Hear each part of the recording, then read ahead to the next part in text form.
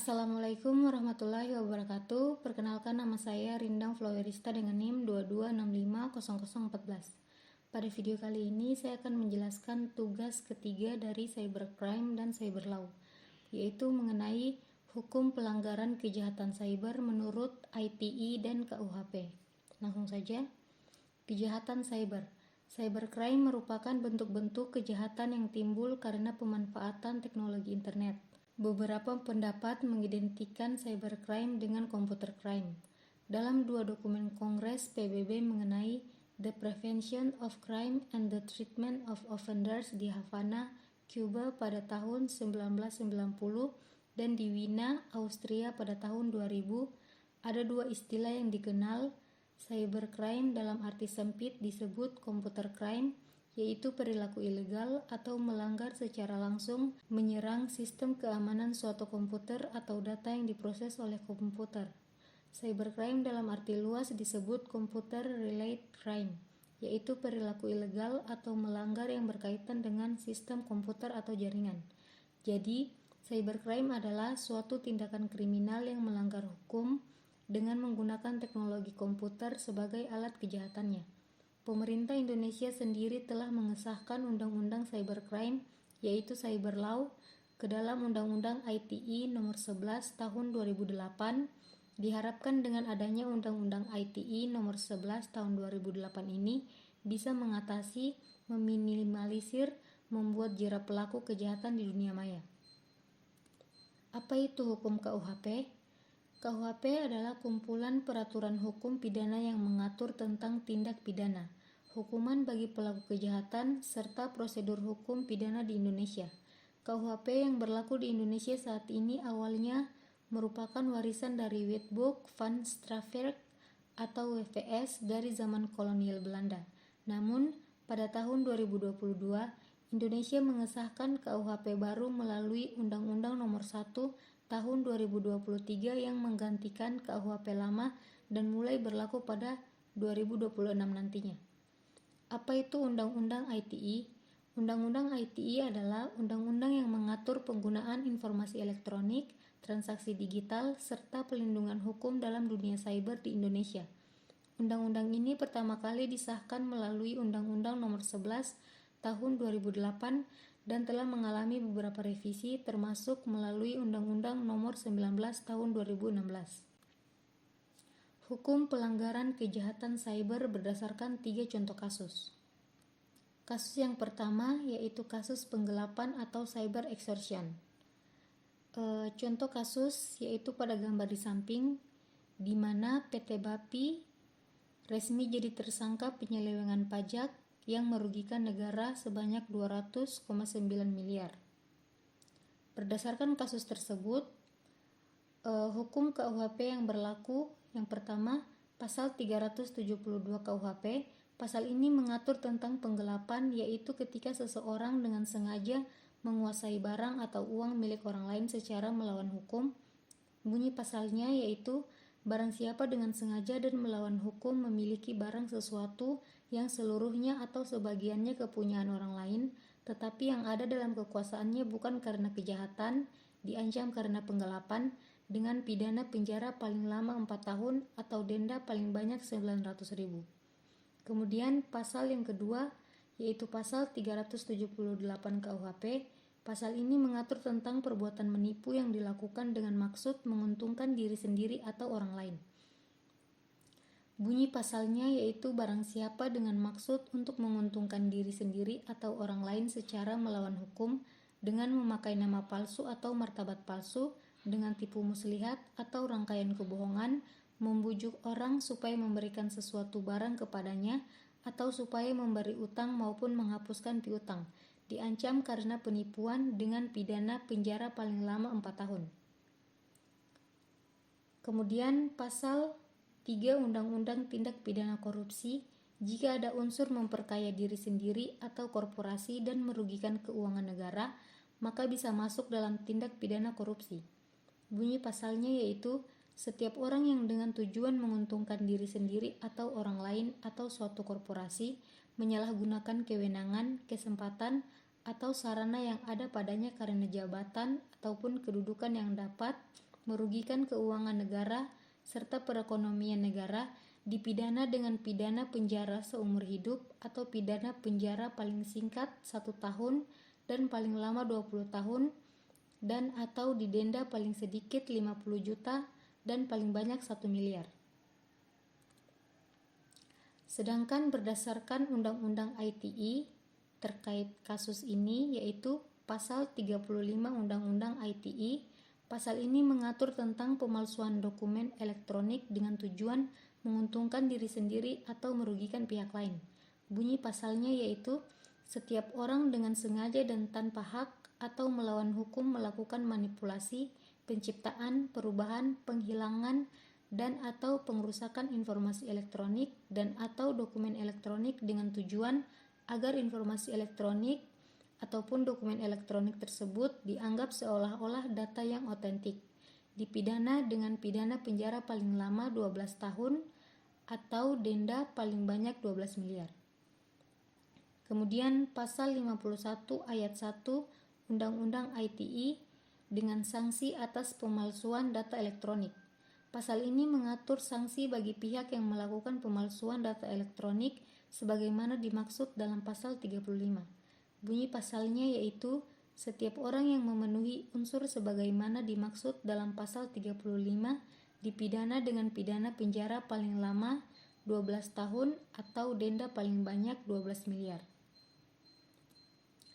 Masuk ke kasus yang kedua yaitu kasus perangkat lunak berbahaya atau biasa disebut malware. Contoh kasusnya terdapat pada gambar di samping, di mana malware Emotet telah menyebar melalui installer aplikasi Adobe Windows yang palsu. Berdasarkan kasus ini, menurut hukum KUHP-nya, yaitu pasal 378 KUHP, pasal ini mengatur tentang perbuatan menipu yang dilakukan dengan maksud menguntungkan diri sendiri atau orang lain secara melawan hukum. Bunyi pasalnya yaitu barang siapa dengan maksud untuk menguntungkan diri sendiri atau orang lain secara melawan hukum dengan memakai nama palsu atau martabat palsu, dengan tipu muslihat atau rangkaian kebohongan, membujuk orang supaya memberikan sesuatu barang kepadanya atau supaya memberi utang maupun menghapuskan piutang, diancam karena penipuan dengan pidana penjara paling lama 4 tahun. Lanjut, pasal 362 KUHP. Pencurian data atau informasi pribadi. Jika malware Emotet digunakan untuk mencuri data pribadi korban, maka pasal pencurian bisa berlaku.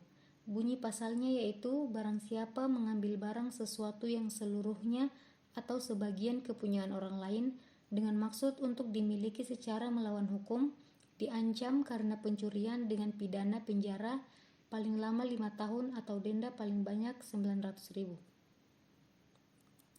Sedangkan berdasarkan Undang-Undang ITE terkait kasus malware Emotet yaitu pasal 30 Undang-Undang ITE akses ilegal ke sistem elektronik. Pasal ini mengatur tentang peretasan atau akses ilegal terhadap sistem elektronik tanpa izin.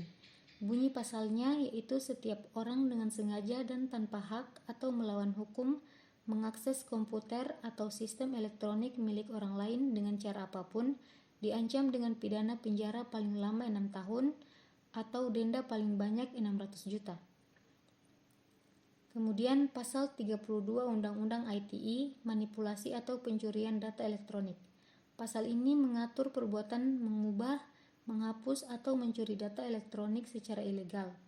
Bunyi pasalnya yaitu setiap orang dengan sengaja dan tanpa hak atau melawan hukum dengan cara apapun mengubah, menambah, mengurangi, melakukan transmisi, merusak, menghilangkan, memindahkan, menyembunyikan suatu informasi elektronik atau dokumen elektronik milik orang lain atau milik publik, diancam dengan pidana penjara paling lama 8 tahun atau denda paling banyak 2 miliar.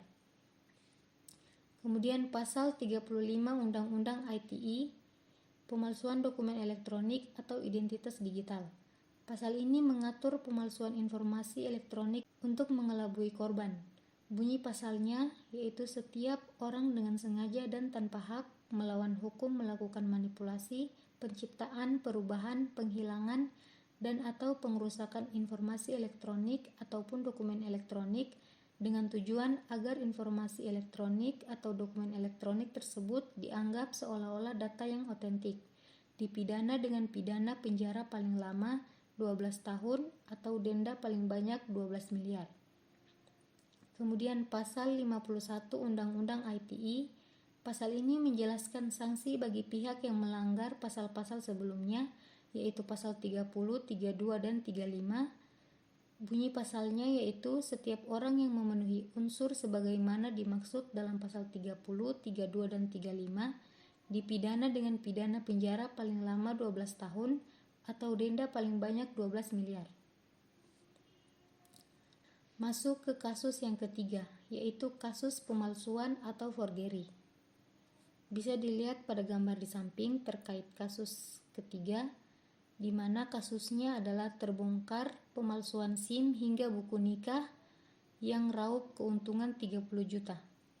Hukum KUHP yang berlaku berdasarkan kasus ini adalah Pasal 263 ayat 1 KUHP. Pasal ini mengatur tentang pemalsuan surat yang mencangkup pembuatan atau penggunaan dokumen palsu untuk menguntungkan diri sendiri atau orang lain secara melawan hukum, memalsukan surat atau menempatkan surat palsu dalam lalu lintas peredaran umum diancam dengan pidana penjara paling lama 6 tahun. Kemudian pasal 55 ayat 1 ke 1 KUHP, penyertaan dalam kejahatan. Pasal ini mengatur tentang peran seseorang yang turut serta atau menyertai dalam melakukan suatu tindak pidana dengan bunyi pasalnya yaitu dipidana sebagai pelaku tindak pidana barang siapa yang melakukan, menyuruh melakukan, atau turut serta melakukan perbuatan dengan pidana. Sedangkan menurut Undang-Undang ITE berdasarkan kasus ini, yaitu Pasal 35 Undang-Undang ITE, manipulasi atau pemalsuan dokumen elektronik. Pasal ini mengatur tentang manipulasi, penciptaan, perubahan, atau pemalsuan dokumen elektronik. Dengan bunyi pasalnya yaitu setiap orang dengan sengaja dan tanpa hak atau melawan hukum melakukan manipulasi, penciptaan, perubahan, penghilangan, dan atau pengerusakan informasi elektronik dengan tujuan agar informasi elektroniknya dianggap seolah-olah data yang otentik, dipidana dengan pidana penjara paling lama 12 tahun atau denda paling banyak 12 miliar. Kemudian pasal 51 ayat 1 Undang-Undang ITE, sanksi atas pelanggaran pasal 35. Pasal ini menjelaskan sanksi bagi pelaku yang melanggar pasal 35, yaitu tentang pemalsuan dokumen elektronik. Dengan bunyi pasalnya, setiap orang yang memenuhi unsur sebagaimana dimaksud dalam pasal 35 dipidana dengan pidana penjara paling lama 12 tahun atau denda paling banyak 12 miliar.